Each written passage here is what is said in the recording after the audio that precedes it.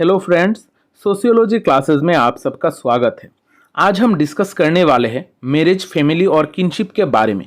ये जो 3 social institution है, इनको हम अर्बन सोशियोलॉजी के पर्सपेक्टिव से स्टडी करने वाले हैं। हम आज के क्लास में मेनली कौन सी चीज़ें डिस्कस करने वाले हैं, पहले वो देख लेते हैं। हम आज की क्लास में कॉन्टिन्यूटी और चेंज के बारे में बात करेंगे कि सोशल इंस्टीट्यूशन में किस तरीके का कॉन्टिन्यूटी हम देखते हैं और अर्बनाइजेशन के प्रोसेस के वजह से किस तरीके का चेंज भी हम देखते हैं। ये सारे चीज़ें डिस्कस करेंगे। ये हम मेनली 3 सोशल इंस्टीट्यूशन के पर्सपेक्टिव से स्टडी करेंगे, मैरिज, फैमिली और किनशिप के हिसाब से। इन 3 सोशल इंस्टीट्यूशन में किस तरीके का कॉन्टिन्यूटी और चेंज हम देखते हैं अर्बनाइजेशन के वजह से, ये आज डिटेल में देखेंगे। और आखिर में हम देखेंगे कि इन तीनों का कंक्लूजन क्या निकलता है, यानी कि इन तीनों का कॉन्टिन्यूटी और चेंज का स्टडी करने के बाद हम कौन सी जगह पर आकर खड़े होते हैं और एग्जाम में हम ये क्वेश्चन को किस तरीके से टैकल करेंगे, वो भी थोड़ा डिस्कस कर लेंगे। अगर आप मेरे क्लासेस में नए हैं तो चैनल को सब्सक्राइब कर लेना और वीडियो को लाइक और शेयर ज़रूर करना, क्योंकि शेयरिंग इज़ केयरिंग। इस चैनल पे आपको सोशियोलॉजी रिलेटेड बहुत सारे वीडियोस मिलेंगे। यहाँ पर बहुत सारे प्लेलिस्ट बहुत ही केयरफुली तैयार किया गया है ताकि आप लोगों को स्टडी करने में कोई दिक्कत ना हो। तो चलिए आज का क्लास शुरू करते हैं। हम पहले देखते हैं कि सोशल इंस्टीट्यूशंस होते क्या है। वैसे तो हम जो भी सेकेंड ईयर का एग्ज़ाम दे रहे हैं, हम सभी को सोशल इंस्टीट्यूशन के बारे में थोड़ा बहुत पता ही है, लेकिन फिर भी बहुत सारे स्टूडेंट ऐसे हैं जो सोशल इंस्टीट्यूशन को अच्छी तरीके से जानते नहीं हैं। सोशल इंस्टीट्यूशन एक ऐसा ग्रुप या फिर एक ऐसा ऑर्गेनाइजेशन है जहाँ पर स्पेसिफिक रूल्स, नॉर्म्स, एक्सपेक्टेशंस है। ये मेनली हमारा सोशल नीड्स को फुलफिल करने के लिए ये सोशल इंस्टीट्यूशंस तैयार होते हैं। सोशल इंस्टीट्यूशन मेनली ख़त्म ना होने वाली एक ऐसी चीज़ है जो हमारे सोसाइटी में कॉन्टिन्यूअसली चलती रहती है। अगर हम सोशल इंस्टीट्यूशन की बात करें तो हम एग्जाम्पल के तौर पर family, marriage, kinship, government, religion, education, media, इन सारे चीज़ों के बारे में बात कर सकते हैं। लेकिन आज का जो हमारा क्लास का मेन फोकस है वो है फैमिली, मैरिज और किनशिप के ऊपर। ये सारे जो सोशल इंस्टीट्यूशन है ये एक दूसरे से इंटरडिपेंडेंट है और एक दूसरे के साथ कंटिन्यूअसली इंटरेक्ट करते रहते हैं। इस वजह से हम कोई भी सोशल इंस्टीट्यूशन को सेपरेटली स्टडी नहीं कर सकते। जैसे अगर हम फैमिली की बात करें, फैमिली मैरिज और किनशिप के साथ जुड़ा हुआ है, और अगर हम मैरिज की बात करें, मैरिज, फैमिली, किनशिप, रिलीजियन, ये सारे चीज़ों के साथ भी जुड़ा हुआ है। इस वजह से जब भी हम कोई भी सोशल इंस्टीट्यूशन स्टडी करते हैं तो ये मेनली इंटरडिपेंडेंट होता है और बाकी सारे जो सोशल इंस्टीट्यूशंस है ये इसको इन्फ्लुएंस करता है। और सोशल इंस्टीट्यूशन हमारा मैनिफेस्ट और लेटेंट फंक्शन फुलफिल करता है। मैनिफेस्ट फंक्शन यानी कि जो फंक्शन डायरेक्टली हम देखते हैं, और लेटेंट फंक्शन ऐसा फंक्शन है जो हम खुली आंखों से तो नहीं देखते, लेकिन यह कोई ना कोई एक ऐसी चीज़ को फुलफिल करता है जो हम खाली आंखों से नहीं देख पाते। इस वजह से सोशल इंस्टीट्यूशन एक बहुत ही इम्पॉर्टेंट पार्ट है सोसाइटी को बचाए रखने के लिए और सोसाइटी को फंक्शनिंग में रखने के लिए। अब आज का जो हमारा टॉपिक है वो है कॉन्टिन्यूटी एंड चेंज। यहाँ पर जब भी हम सोशल चेंज की बात करते हैं, मेनली इंडिया के कॉन्टेक्स्ट में, यहाँ पर हम कॉलोनियल इम्पैक्ट देखते हैं, मॉडर्न एडुकेशन का इन्फ्लुएंस देखते हैं, ट्रांसपोर्टेशन और कम्युनिकेशन का इन्फ्लुएंस, उसके बाद टेक्नोलॉजिकल डेवलपमेंट का इन्फ्लुएंस। इस तरीके से हम सोशल इंस्टीट्यूशन में हम जो भी चेंजेस देखते हैं वो सारे चेंजेस ये जो colonial impact, modern education, transportation, communication, technology, ये सारे चीज़ों से जुड़ा हुआ है। इस वजह से सारे एस्पेक्ट्स को हमें थोड़ा बहुत अच्छी तरीके से देखना होगा। हम जब भी ये सारे चीज़ों को स्टडी करते हैं, मेनली इंडिया में जो भी विलेजेस है, विलेजेस को हम बहुत ज़्यादा इम्पोर्टेंस देते हैं। लेकिन ऐसा भी है कि हमारा जो अर्बन एरियाज है यहाँ पर भी हम सारे सोशल इंस्टीट्यूशन देखते हैं, यहाँ पर जॉइंट फैमिलीज भी देखी जाती है। ये सारे चीज़ें क्या है हम आगे देखेंगे। और हम जब भी इम्पैक्ट ऑफ अर्बनाइजेशन की बात करते हैं, ये अर्बनाइजेशन का इम्पैक्ट हमारा फैमिली, मैरिज और किनशिप के ऊपर बहुत ज़्यादा होता है। अर्बन इंडिया में हम ये इम्पैक्ट ऑफ अर्बनाइजेशन बहुत ज़्यादा देखते हैं और इसके वजह से हमारा मैरिज, फैमिली और किनशिप में भी बहुत सारे चेंजेस आ रही है।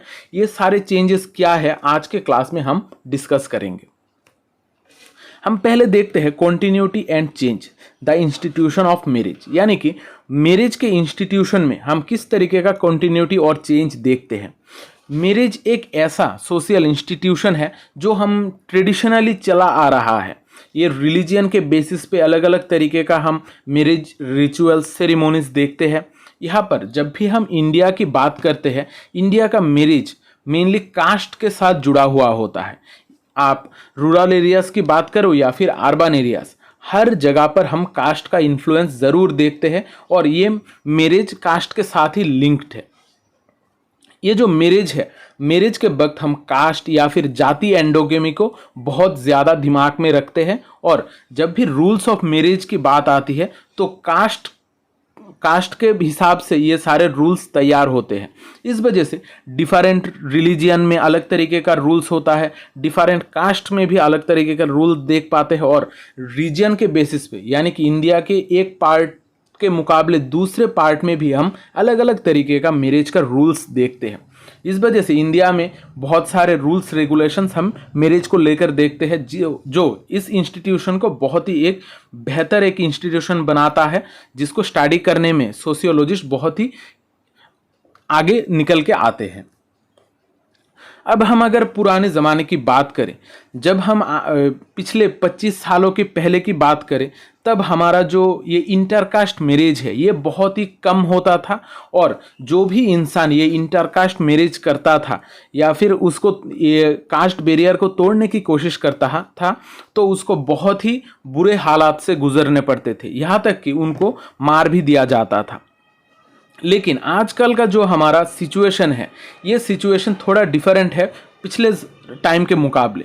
आजकल हम इंटरकास्ट मैरिजेस बहुत ज़्यादा देखते हैं और जब भी ये सारे इंटरकास्ट मैरिजेस होते हैं, इसके वजह से जो भी हमारा हार्डशिप देखा जाता था पिछले टाइम में, यानी कि लोगों को भुगतना पड़ता था, बहुत सारे सिचुएशन फेस करना पड़ता था, ये सारी चीज़ें भी आजकल बहुत कम हो गई है क्योंकि जो भी फैमिलीज़ है बहुत लिबरल हो गई है, सारे चीज़ों को एक्सेप्ट कर लेती है। ये सारे चीज़ें मेनली हुआ कैसे? ये हुआ है हमारा स्प्रेड ऑफ हायर एजुकेशन के वजह से। जब हमारा एजुकेशन ज़्यादा पहुंचने लगा लोगों तक, तो लोग अपना जाति बैरियर या फिर कास्ट बैरियर तोड़ के धीरे धीरे आगे बढ़ने लगे और ये जो मेल और फीमेल में जो हायर एजुकेशन का स्प्रेड है, इसके वजह से ही इंटरकास्ट मैरिज और इंटर रिलीजियस मैरिज हम बहुत ज़्यादा देखते हैं आजकल की जनरेशन में। ये मेनली हम सिटीज़ में ही ज़्यादातर देखते हैं, गांव में भी देखा जाता है, लेकिन गांव के मुकाबले सिटीज़ में ही हम इंटरकास्ट और इंटर रिलीजियस मैरिज बहुत ज़्यादा देखते हैं। और ये जो हमारा मॉडर्न एजुकेशन का स्प्रेड है, यानी कि ये जो मॉडर्न एजुकेशन जो हमारा वेस्टर्न थॉट और आइडियाज़ हमको देता है, हमारा एटीट्यूड में भी चेंज लाता है। इसके वजह से हमारा जो ट्रेडिशनल नॉर्म्स है वो भी चेंज हो रही है, हमारा जो वैल्यू सिस्टम है वो भी डेवलप हो रही है। इसके वजह से हमारा मैरिज, फैमिली और किनशिप पे भी बहुत ज़्यादा असर पड़ रही है। आजकल स्टडीज़ मॉडर्न एजुकेशन के स्प्रेड के वजह से हमारा जो मैरिज है, एज ऑफ मैरिज, ये बहुत ज़्यादा इंक्रीज़ हो रही है। पहले हम देखते थे कि जो भी लड़कियां हैं वो 17-18 साल पर ही सारे ब्याह दी जाती थी, यानी कि शादियां करवा दिया जाता। लेकिन आजकल हम देखते हैं कि नहीं, लड़कियां पढ़ रही है, आगे बढ़ रही है और 24-25 तक तो वो लोग स्टडी ही करते हैं और उसके बाद ही शादी के बारे में सोचते हैं। इस वजह से हमारा एज ऑफ मैरिज भी बहुत ज़्यादा आगे बढ़ रहा है। यहाँ पर हम लव मैरिज या फिर सेल्फ चॉइस मैरिज और अरेंज मैरिज की बात करते हैं। ये जो पॉइंट है, एक लव मैरिज और एक अरेंज मैरिज, इसमें बहुत ही डिबेटेबल पॉइंट है।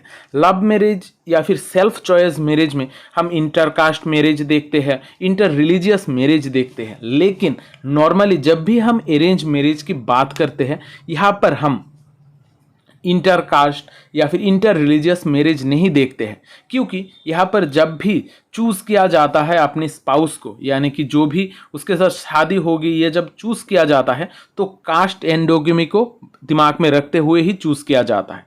आप लोग अपने आसपास देख सकते हो कि जो भी अरेंज मैरिजेस हो रही है वो मेनली कास्ट के बेसिस पे ही हो रही है। इस वजह से हम सिटीज़, गांव में किसी भी जगह की बात करें, यहाँ पर कास्ट एक बहुत ही मेजर रोल प्ले करता है मैरिजेस में। अगर लोगों की शादियां होती है तो मेनली कास्ट को ही दिमाग में रखा जाता है और कास्ट के हिसाब से ही शादियां होती है। अब देखते हैं continuity and change the institution of family, यानी कि फैमिली में किस तरीके का कंटिन्यूटी और चेंज चल रहा है हमारी सोसाइटी में। हम जब भी इंडिया के कॉन्टेक्स्ट में बात करेंगे, इंडिया में मेनली हम दो तरीके का फैमिलीज की बात करते हैं। एक है जॉइंट और एक्सटेंडेड फैमिली और दूसरा है न्यूक्लियर फैमिली। जॉइंट फैमिली यानी कि जहाँ पर बहुत सारे मैरिड कपल एक साथ रह रहे हैं और उनका अनमेरिड, मैरिड चिल्ड्रंस सारे लोग एक साथ रह रहे हैं, इसको कहा जाता है जॉइंट फैमिली। और जो न्यूक्लियर फैमिली है, यहाँ पर हस्बैंड, वाइफ और उनका अनमेरिड चिल्ड्रन ही रहते हैं। हम इंडिया के स्टडी करने में ये जॉइंट और न्यूक्लियर फैमिली बहुत ही एक इम्पॉर्टेंट रोल प्ले करता है। हम अर्बनाइजेशन के वजह से हमारा फैमिलीज किस तरीके से टूट रही है या फिर तैयार हो रही है, इनको जानने के लिए हमें जॉइंट फैमिली और न्यूक्लियर फैमिली को ही मेनली बेस बना के स्टडी करना पड़ता है। फैमिलीज़ के टाइप में बहुत सारे फैमिलीज़ के टाइप है जो हमने फर्स्ट ईयर के क्लासेस में देखा है, लेकिन यहाँ पर सिर्फ जॉइंट फैमिली और न्यूक्लियर फैमिली के ऊपर ही हम इम्पोर्टेंस देंगे।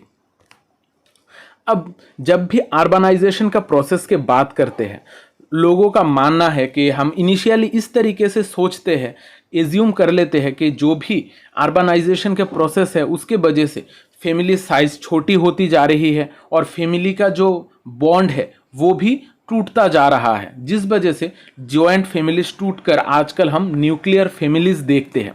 ये सारी चीज़ें हमारा मानना है और इंडिया में भी हम सेम तरीके से सोचते हैं कि जो भी हमारा जॉइंट फैमिली का सिस्टम है ये हम मेनली रूरल एरियाज यानी कि गांव को रिलेट करते हैं, और जो भी जॉइंट फैमिलीज का सिस्टम है या फिर न्यूक्लियर फैमिलीज का सिस्टम है, न्यूक्लियर फैमिलीज को हम मेनली अर्बन एरियाज के साथ रिलेट करते हैं।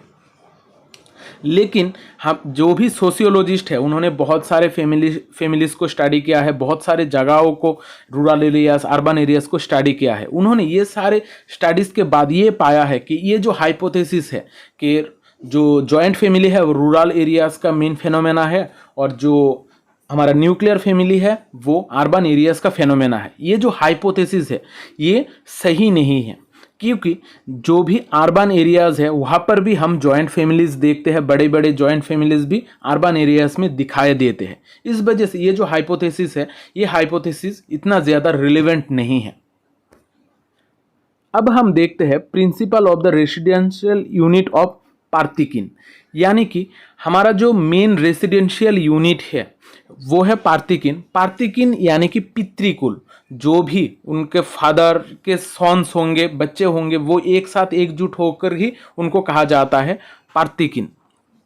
यहाँ पर ये जो चीज़ है, पितृकुल का कॉन्सेप्ट है, ये मेनली हम टाउन्स में भी बहुत ज़्यादा देखते हैं। हमारा इनिशियल सोचना है कि ये ज़्यादातर विलेज में देखा जाता है, लेकिन ये रिसर्चर्स ने, सोशियोलॉजिस्ट ने अपने स्टडी में पाया है कि ये जो पार्थिकिन का कॉन्सेप्ट है ये हम ज़्यादातर अपने टाउन्स में ही देखते हैं।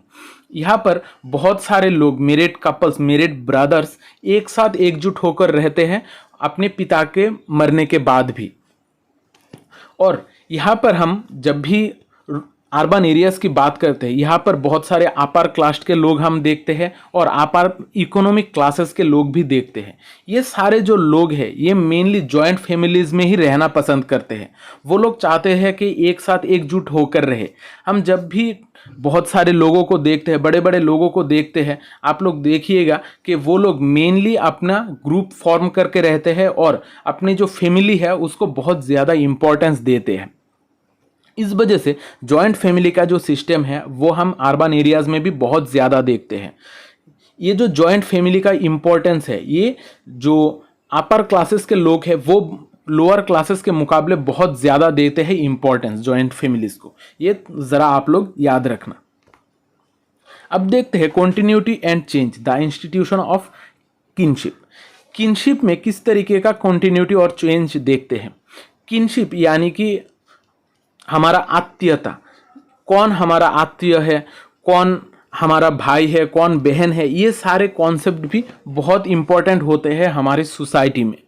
यहाँ पर जब भी हम किनशिप पैटर्न की बात करते हैं इंडियन सोसाइटी में, ये जनरली हिंदू जॉइंट फैमिली से ही रिलेट करता है। हिंदू जॉइंट फैमिली से ही हम मेनली किनशिप पैटर्न को देखते हैं इंडिया में। यहाँ पर फैमिली में जो भी अर्बन कॉन्टैक्ट होंगे या फिर किनशिप्स होंगे, ये सारे चीज़ें एक साथ एकजुट होकर चलते हैं। यहाँ पर हम किनशिप पैटर्न में भी अर्बन और रूरल डाइकोटोमी देखते हैं, यानी कि रूरल एरिया में एक तरीके का किनशिप पैटर्न देखा जाता है और शहर में अलग तरीके का किनशिप पैटर्न देखा जाता है। यहाँ पर आर गांधी ने फैमिली किनशिप और सबकास्ट को स्टडी करते हुए एक बहुत ही इम्पॉर्टेंट फाइंडिंग देखा था। उन्होंने पाया था कि दास बनिया जो लोग हैं, दास बनिया के जो ओमेन्स है वो 36.7% ओमेन दास बनिया के सबकास्ट के वो अपने पेरेंटल या फिर नेटल कीन के पास ही रहते हैं। वो लोग उस सेम सिटी में ही शादी करते हैं। नेटल कीन यानी कि उनका पेरेंट्स, ब्रदर्स और ब्रदर के वाइफ्स, ये सारे जो उनके ब्लड रिलेटिव्स हैं उनके आसपास ही सिटीज़ में शादी करते हैं।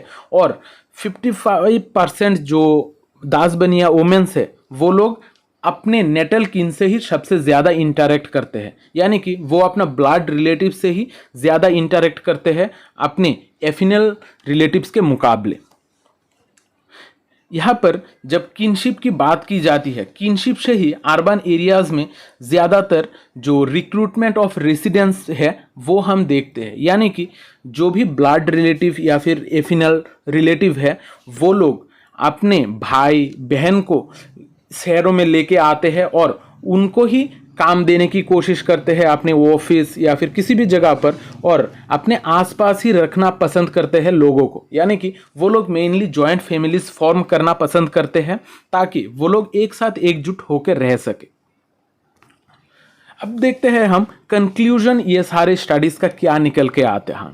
यहाँ पर जब भी हम फैमिली, मैरिज और किनशिप की स्टडी करते हैं, यहाँ पर ज़्यादातर हमारा सोचना है कि जो भी वेस्टर्न स्कॉलर्स है, डुरखेम, टोनेज और लुइस विर्थ, इनका अर्बन सोशियोलॉजी में इम्पैक्ट बहुत ज़्यादा है। इनका जो थ्योरेटिकल फॉर्मुलेशन है ये मेनली रूरल और अर्बन डाइकोटोमी में विश्वास करता है, यानी कि रूरल सोसाइटी में हम एक तरीके का फैमिली मैरिज और किनशिप पैटर्न देखते हैं और अर्बन एरियाज़ में हम अलग तरीके का देखते हैं। लेकिन ये जो सोशियोलॉजिस्ट है उसके बाद इन सारे लोगों से इंस्पायर्ड होते हुए ज़्यादातर सोशियोलॉजिस्ट इस तरीके से ही अपना कॉन्सेप्ट बना लेते हैं और ये लोग सोचते हैं कि जो जॉइंट फैमिली है ये मेनली रूरल एग्रेरियन इकोनॉमी का पार्ट है और जो न्यूक्लियर फैमिली है ये अर्बन एरियाज़ का, यानी कि urban industrial non agrarian economy का पार्ट है।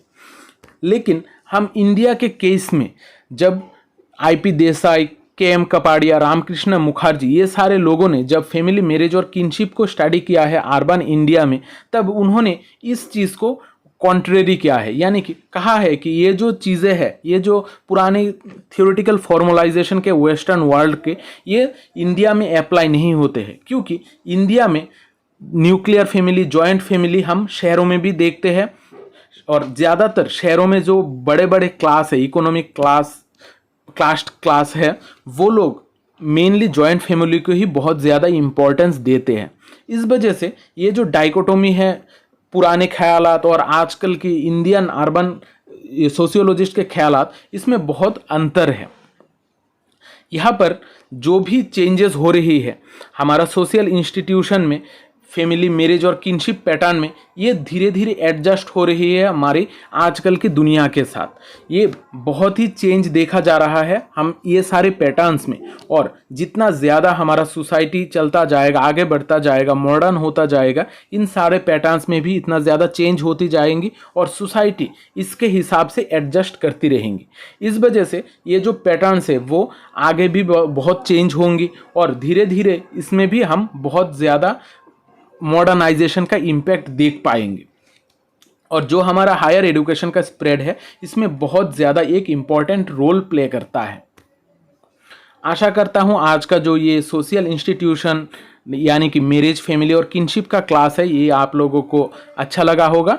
अगर क्लास अच्छा लगा है तो कमेंट बॉक्स पे लिख के ज़रूर बताना, और अगर आप लोगों को कोई और तरीके का क्लास चाहिए या फिर कोई भी टॉपिक के रिलेटेड क्लास चाहिए तो आप लोग कमेंट बॉक्स पे ज़रूर लिखना। तो आज का क्लास यहाँ पर ही ख़त्म करता हूँ। आशा करता हूँ आपको क्लास अच्छा लगा है। अगर क्लास अच्छा लगा है तो वीडियो को लाइक और शेयर ज़रूर करना, क्योंकि शेयरिंग इज़ केयरिंग। मिलते हैं अगली क्लास में, तब तक अच्छे रहिए, स्वस्थ रहिए और लोगों में प्यार बांटते रहिए। जय हिंद।